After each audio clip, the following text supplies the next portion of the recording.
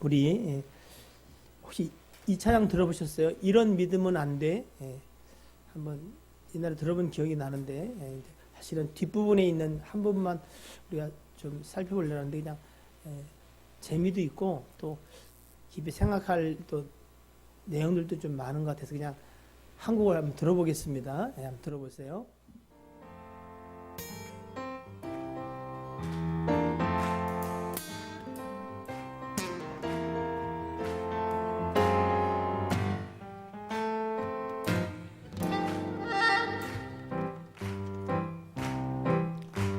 예배 시간에 꼭 5분씩 늦어 헐레벌떡 뛰어가는 성도, 주일 학교 공과를 교회 가는 버스 안에서 한번 읽어보는 교사, 남들은 직분 맡아 봉사하는데 수년이 지나도 그대로인 나중된 자, 이런 믿음은 주님이 원하지 않죠. 안 돼요, 안 돼. 주님이 원하지 않죠. 성가대 연습 제대로 안 하고 이상한 소리 내는 성가대원, 설교 시간 처음부터 졸기 시작해서 축도할 때 정신이 드는 성도, 헌금을 준비 않고 지갑 속에서 1,000원짜리 기막히게 뽑아내는 자, 이런 믿음은 주님이 원하지 않죠.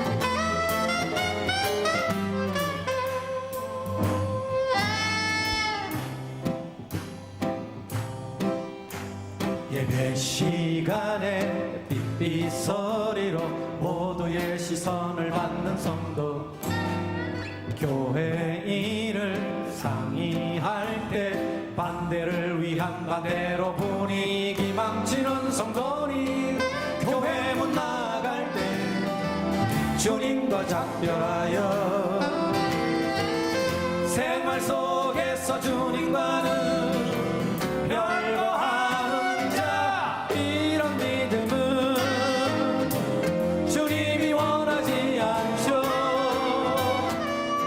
안 돼요, 안 돼. 주님이 원하지 않죠. 우리의 예배는 감격이 있어야 하는데, 우리의 봉사는 사랑이 넘쳐야 하는데, 우리의 믿음은 생명이 있어야 하는데, 안 돼요, 안 돼. 선생님, 집사님, 장로님, 성도님, 성가대 여러분,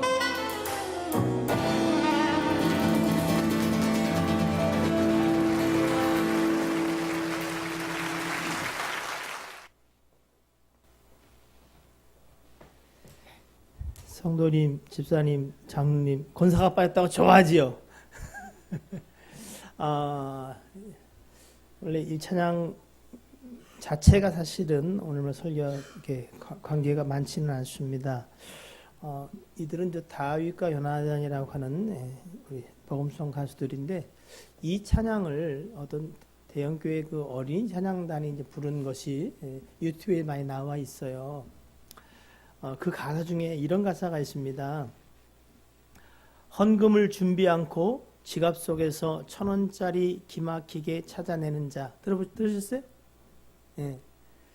그 가사가 이렇게 이제 회자되면서 네티즌들이 여러 가지 글들을 올렸어요. 이런 글들이 있어요.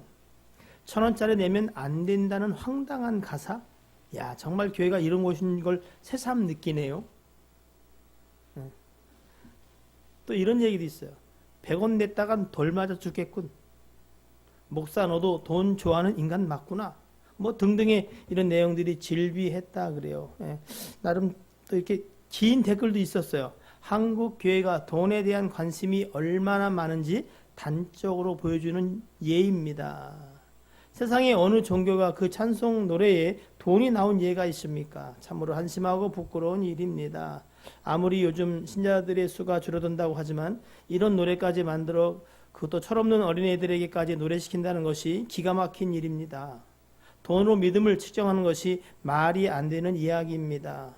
개신교 신자였다가 교회를 이탈한 사람들의 주된 3대 이유 중 하나가 헌금입니다. 뭐 이런 글들이 있었다 그래요. 근데 여러분, 잘 들어보세요. 헌금을 준비하지 않고 지갑 속에서 1,000원짜리 기가 막히게 찾아내는 자, 여기에 포인트가 어디 있는 것 같아요? 1,000원짜리요? 그렇지 않고 뭐요? 헌금을 준비하지 않고의 포인트가 있음에도 불구하고 그건 무시하고 자기가 어떻게 해요? 바라보고 싶은 방향으로 생각하고 싶은 쪽으로만 생각을 하는 거예요. 이게 여러분 1,000원짜리 내면은 쪽팔리다는 얘기예요? 하나님이 안 받으신다는 얘기인가요? 100원짜리 내면 맞아 죽겠다는 얘기인가요? 예수 믿으면서 우리는 사실은 그 믿음에 관해서 말씀대로 또는 앞뒤 문맥 속에서 정확하게 하나님이 하시고자 하는 말씀을 잘 간파하는 게 중요해요. 그런데 부정적인 사람들은 딱 어때요? 자기가 말을 만들고 싶은 그 부분을 확대 해석하죠. 전체를 보면 맞지가 않는 이야기임에도 불구하고. 그래서 요즘 뉴스들 보면요, 그런 뉴스가 많아요. 특별히 인터넷이고 이렇게 보면 여러분, 그 기사들이 올라온 것도 보면 좀 타이틀 자체가 되게 좀 자극적이고 사람들을 하고 진짜? 뭐 이런 호기심을 불러일으키게 클릭을 하거든요. 그러니까 기자들이 기사를 쓸 때 어떻게 해요? 그런 자극적인 부분들을. 근데 가보면 그런 내용 하나도 없어. 이상한 내용만 돼 있어. 이런 것처럼 우리도 여러분 하나님의 말씀을 들을 때에 부분적으로 또는 제 속인에 좋은 대로만 바라보다 보면은 원래 성경 속에서 하나님이 하시고자 하는 음성을 듣지 못할 때가 많습니다. 오늘 우리는 그 과부의 2렙돈 헌금에 관해서 함께 생각을 해볼 텐데 여러분, 이 부분을 좀 우리가 좀 잘 이해했으면 좋겠어요. 이 설교 들어보셨고 많이 읽어봤죠? 네. 무슨 얘기를 하시는 것 같아요? 중심. 네. 하나님은 돈의 액수가 아니라 그 중심을 보시는 하나님이다.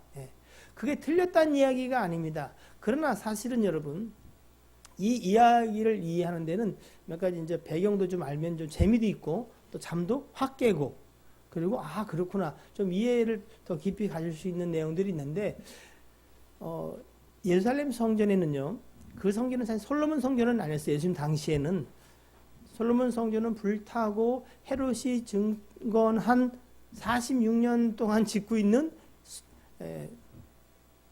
헤롯 성전이 당시의 성전이었는데, 이해를 돕기 위한 겁니다. 오해하지 마십시오.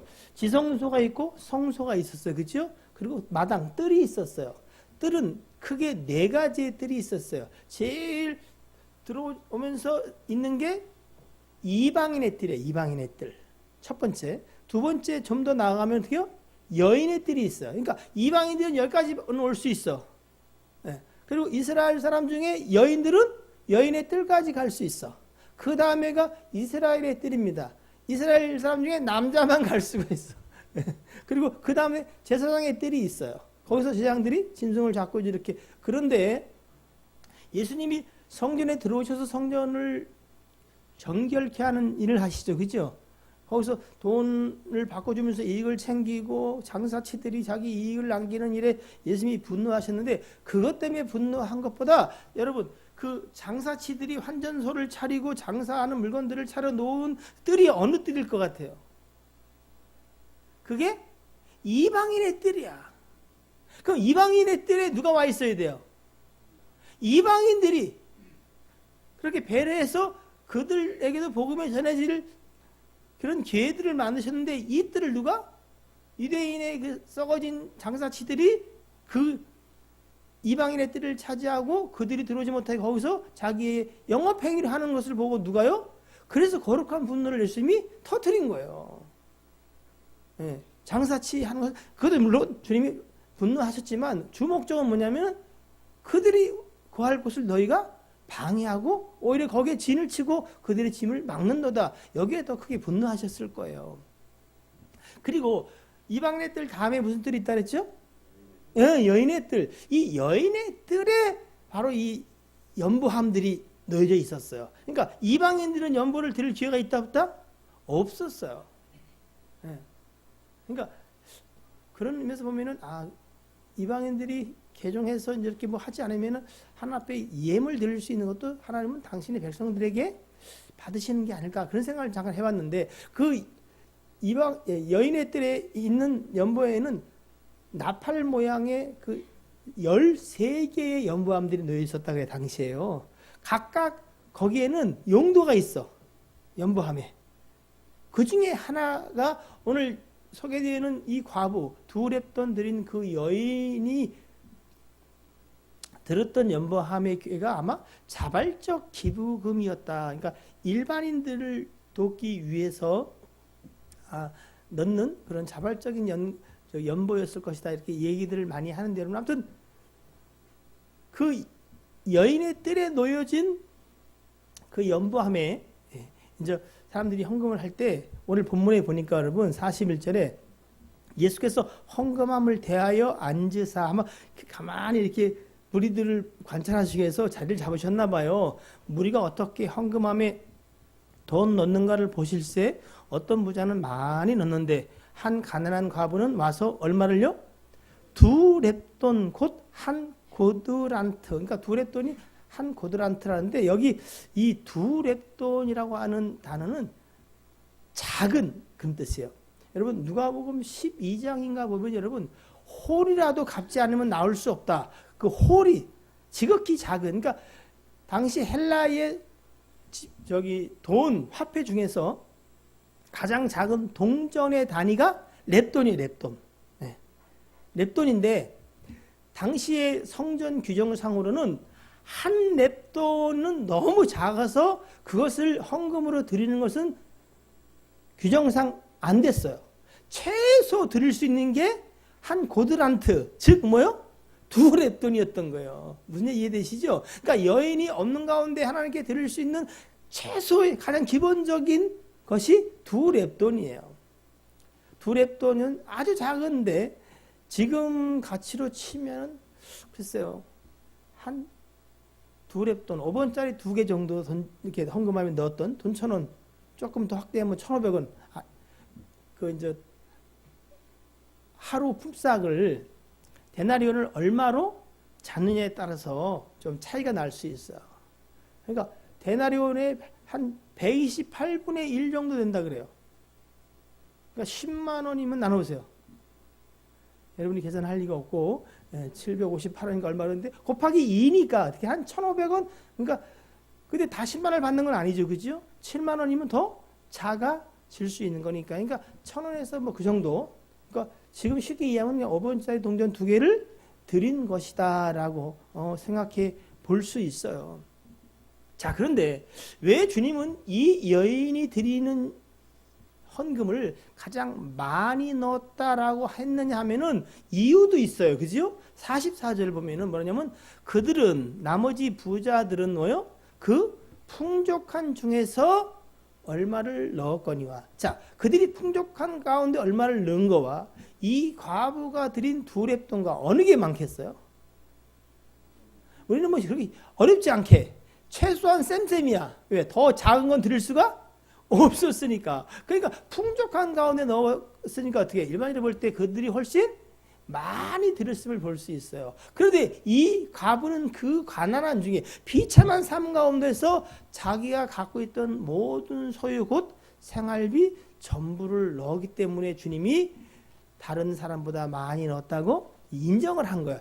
요 대목에서 사실은 우리는 맞아, 하나님은 그 금액이 아니라 그 사람의 중심을 보시는 거지, 프로테이지가 중요한 것 같아, 뭐 이런 교훈들을 찾아내기도 하는데, 그애가 전적으로 틀렸다는 얘기가 아니라 이 사건은 마가복음 12장 오늘 본문을 봤죠? 누가복음 20장에도 똑같은 얘기가 나와요. 네. 벌써 폈어요? 네. 잘 보세요. 구조를 한번 보세요. 근데 요 사건 이해, 먼저 마가복음 12장에서 보시면은 38절로 돌아갈게요. 예수께서 가르치실 때 이르시되 긴 옷을 입고 다니는 것과, 이건 무슨 인지 아세요? 긴 옷을 막 거룩하게 이렇게, 예? 시랑시랑하게, 예? 그것과 시장에서 문안 받는 것과, 아이고 선생님 그러면 그래 말도 천천히 걸음도 천천히, 예? 그것이 거룩인 줄 알고 생각했던 자들이 있었어요. 39절에 자 보세요. 회당의 높은 자리와 교회에서 어떻게 해요? 높은 자리에 앉는 것과 잔치에 가서도 상석에 앉기를 좋아하는 교만한 누구를? 서기관들을 삼가라, 이렇게 돼 있어요. 자 40절 시작.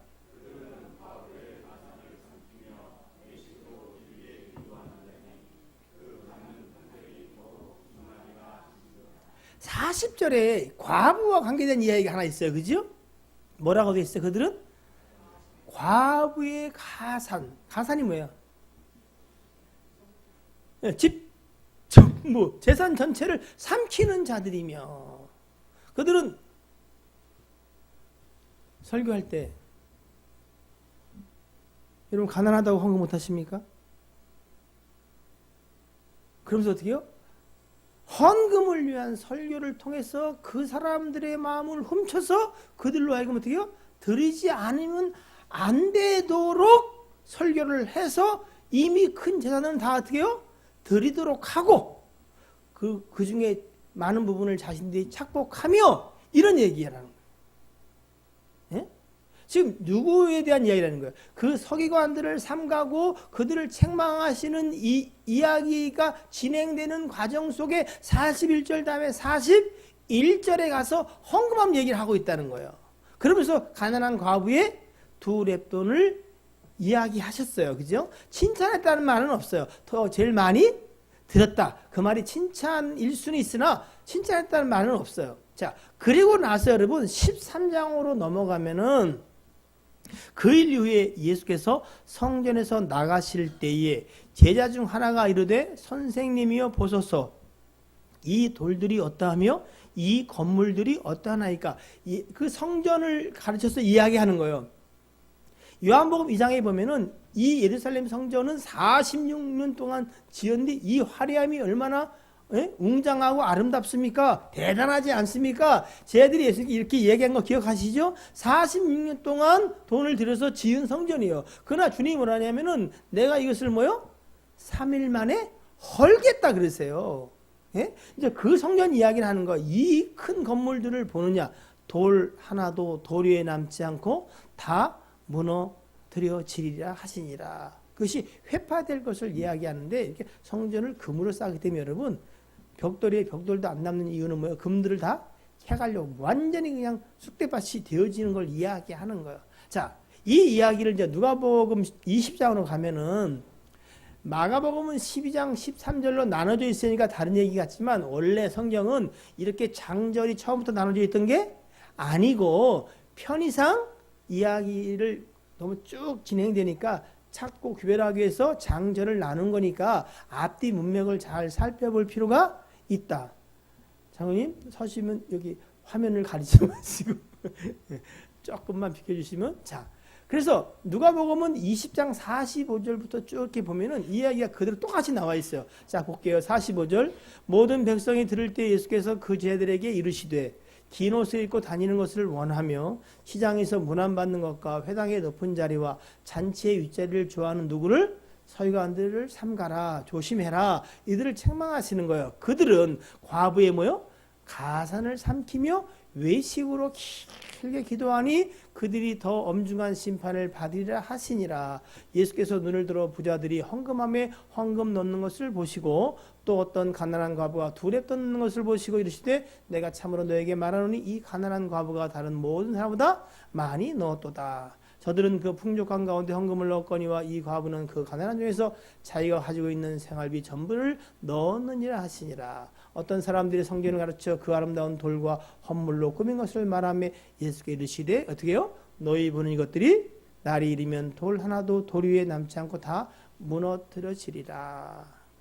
그렇게 과부들의 가산을 사실은 도적질하여 그들이 사실은 거룩하고 웅장하고 폼나는 성전을 지었지만은 주님은 그것을 기뻐하지 아니하신다 이렇게 말씀하고 계신 거예요.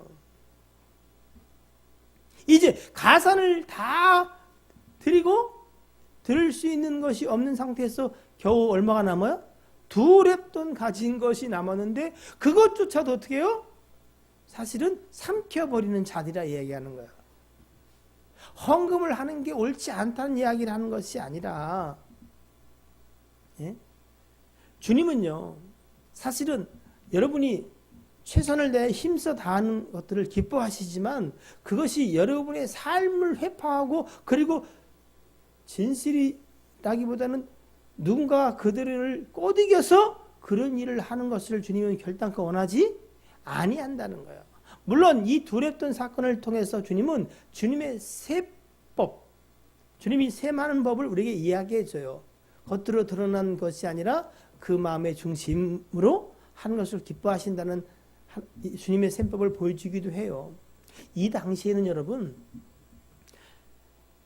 예루살렘에 거하는 사람들 대부분이 가난했어요. 그래서 정확한 수치는 아니지만 한 80% 이상은 하루 벌어서 하루 먹는 자들이었어요. 그러니까 가장이 나가서 일을 못하면 그 식구들은 다음날 굶는 거예요. 네? 그래서 여러분 마태복음 20장에 그 포도원 비유 들으셨죠? 주인이 어떻게 해요? 이른 아침부터 사람을 불러 또 가. 왜 그렇게 주인이 할 일이 없을까? 처음부터 사람이 부족했을까요? 원래 1시간 남겨놓고 불러온 사람도 처음부터 그 자리에 있던 사람이요. 그 이야기를 통해서 주님은 뭘 보여주고 싶은 거냐면은 그 구원의 길들을 주님이 이렇게 계속 우리에게 권고하시고 불러주시는 것을 영적으로 예비하지만은 그 당시 여러분 그 가장이 일하지 않으면 어떻게 해요? 가족들이 굶는 거야. 그들을 긍휼히 여기는 주님의 마음이 그 포도원 주인의 그 영겁포 나가서 일할 사람들을 데리고 오는 그 이야기 속에 담겨져 있는 거예요. 예? 사람의 기준하고는 틀려. 세상 셈법하고는 틀려. 아침부터 일하는 사람하고 어떻게 한 시간 일하는 사람하고 똑같은 걸 줘요. 그러나 처음에 계약한 대로 그들은 어떻게 해요? 상당히 받은 거예요. 그렇죠? 예. 그러나 주님은 뭐예요? 그가 한 시간 일했지만 그는 한 가장으로 하루 품삯을 받아가야 식구들이 어떻게 해요? 하루 살아가는 그들을 긍휼히 여기는 포도원 주인, 즉 주님의 셈법이 있는 거예요. 그래서 주기도문 중에서도 마태복음 6장 11절에 보면은 뭐라고 되어 있냐면은 일용할 양식을 주시옵시고. 이건 여러분 그 시대적인 상황을 아주 잘 반영하는 거야. 하루 일하지 않고 하루 품삯을 받지 않으면 굶어야 되는 그들의 처절한 상황을 주님이 슬퍼하신 거야. 예? 로마가 뜯어가고 로마의 세리장들이 뜯어가고 또 누가요? 교회에서도 조차도 어떻게 해요?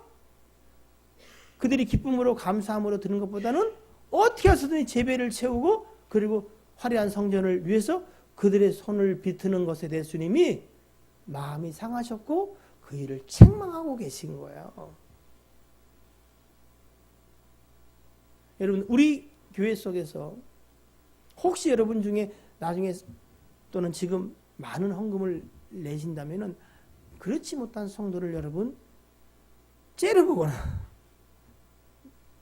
성도할 도리를 안 한다고 혹시 생각하신다면 여러분 그러시면 안 돼요. 교회는 오히려 그들을 어떻게 해요? 긍휼히 여기고 그들의 삶을 돌아봐줘야 돼요. 구약부터 하나님은 과부와 또 누구요? 나그네와 고아를 돌아보라. 이것이 내 마음이고 이 일을 하는 자는 내 기뻐하는 일을 행하는 것이다라고 이야기하셨어요. 그런데 그 과부에게 복음 아닌 복음으로 믿음으로 이란 이름으로 그들을 어떻게요? 모든 것을 갈취하는 것에 관해서 주님은 사실은 마음이 아프셨어요. 그리고 그들을 책망하셨어요. 그리고 그렇게 지어진 건물들은 주님이 기뻐하시는 성전이 아니에요. 우리가 이제 성전을 짓는 일에 위하여 기도하는데 여러분 똑같이 얼마씩 냅시다 이런 얘기 하시면 안 돼요. 저 사람은 왜 자기 의무를 하지 못하는가 이야기하지 마시고 낼 수 없는 사람이 있다면 정말 그들의 삶을 우리가 돌아보는 일들을 주님은 먼저 하기를 원하시는 거예요. 오늘 이 본문이 지금까지 오해되었던 부분들이 오해가 풀리고 이 속에서 이 이야기를 통해 주님이 중심을 가지고 드리는 헌금을 기뻐하실 뿐 아니라 하나님은 그보다 더 무엇을 그들의 삶의 그 궁핍함들을 긍휼히 여기신다. 그것을 교회가 기억하지 않고 헌금으로 사람을 따지거나 헌금으로 그것을 등수를 매기고 이러면 안 돼요. 11조를 어떤 데는 뭐 그래프를 매겨 누가 제일 잘하나 그래프를 이거 여러분 이 짓 하는 거예요. 이 짓. 그 성전은 하나님이 망한다 이렇게 되어 있습니다. 우리가 그런 모양으로 만약에 성전을 진다 종말이 뻔한 거예요.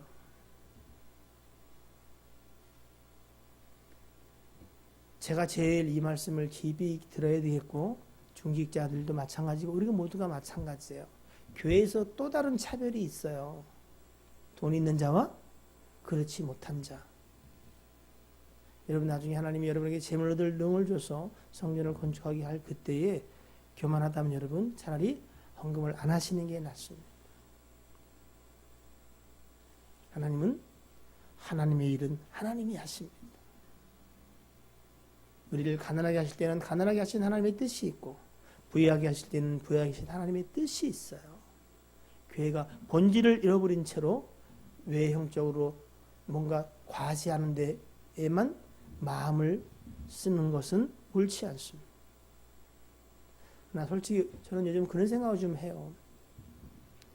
요 근처에 어떤 저 작다라고 표현하기 좀 그렇지만 어떤 교회가 저희한테 그 건물을 사지 않겠냐 그랬는데 그런 생각이 들어요. 저희가 이제 하나님의 일들을 좀 더 잘 감당하고 좀 효율적으로 그리고 보내진 일꾼들이 붙여지는 이것도 인간적인 생각이 많습니다만 그런 일들을 위해서는 그 교회로 옮겨가기보다는 하나님이 우리에게 다른 계획을 갖고 계신 건 아닐까.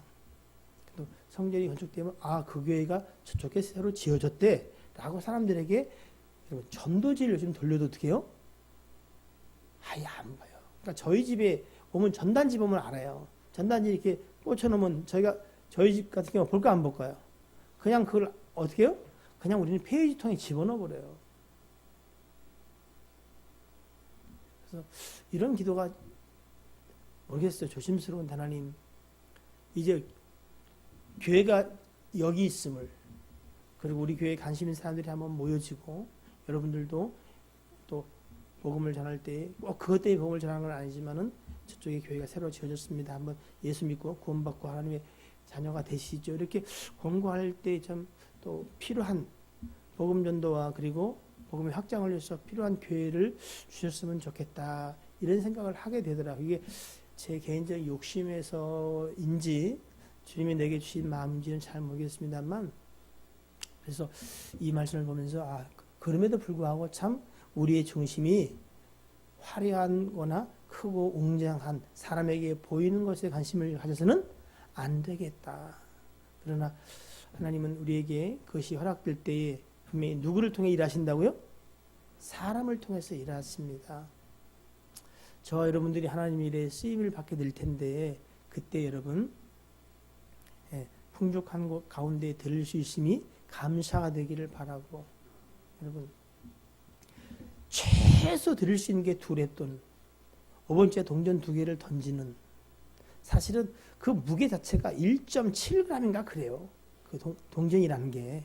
그러니까 뭐 던져도 의미도 없는. 그러나 우리 교회는 그렇게 드리는 그 손이 부끄럽지 않도록. 그리고 우리가 돌아봐야 할 사람들이 있다면은 교회가 그것들을 우선시하는 교회가 되었으면 좋겠다.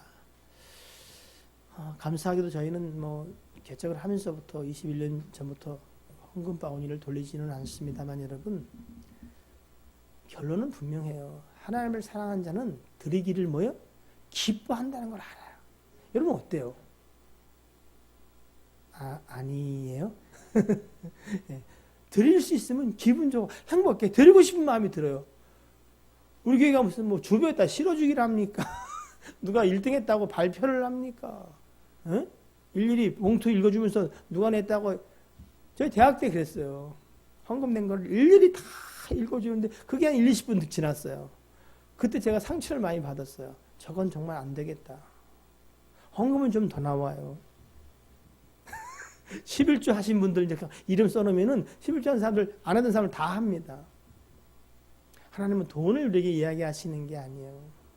하나님이 돈이 없어서 우리 손을 비트시겠습니까? 하나님을 사랑하고 그 사랑을 입은 사람은 사랑하게 되어 있어요.